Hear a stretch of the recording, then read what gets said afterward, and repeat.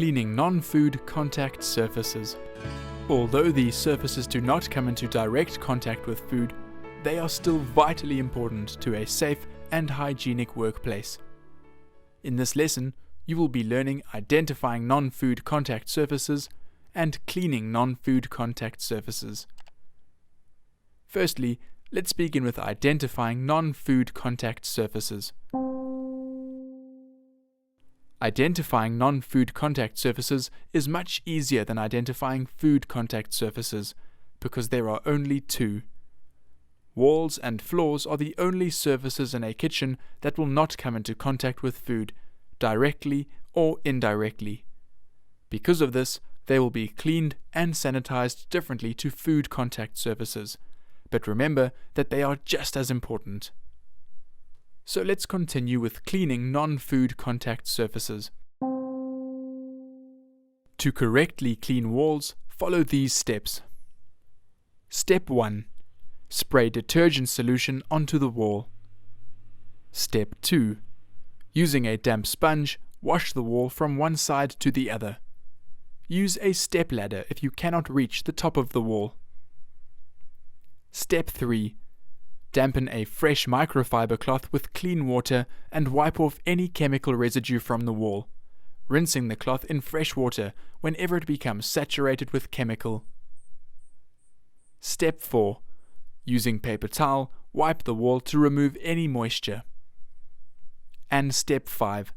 Send the cloth and sponge to the laundry and discard old water and paper towel. Here is a quick recap of how to clean a wall. Step 1. Detergent. Step 2. Wash. Step 3. Wipe. Step 4. Dry. And Step 5. Discard. To correctly clean floors, follow these steps. Step 1. Using a soft, dry broom, sweep the floors carefully to dislodge any loose scraps. Step 2. Use a dustpan and brush to remove the scraps. Step 3. Mix a small batch of detergent disinfectant and test the ppm using test tape. Remember your PPE. Step 4. Liberally disperse the detergent disinfectant onto the floor. Step 5. Using a clean, hard broom, scrub the floor from one corner to the exit, being careful not to step on your scrubbed areas. Pay special attention to the grouting and areas under shelving that may have been previously forgotten. Step 6.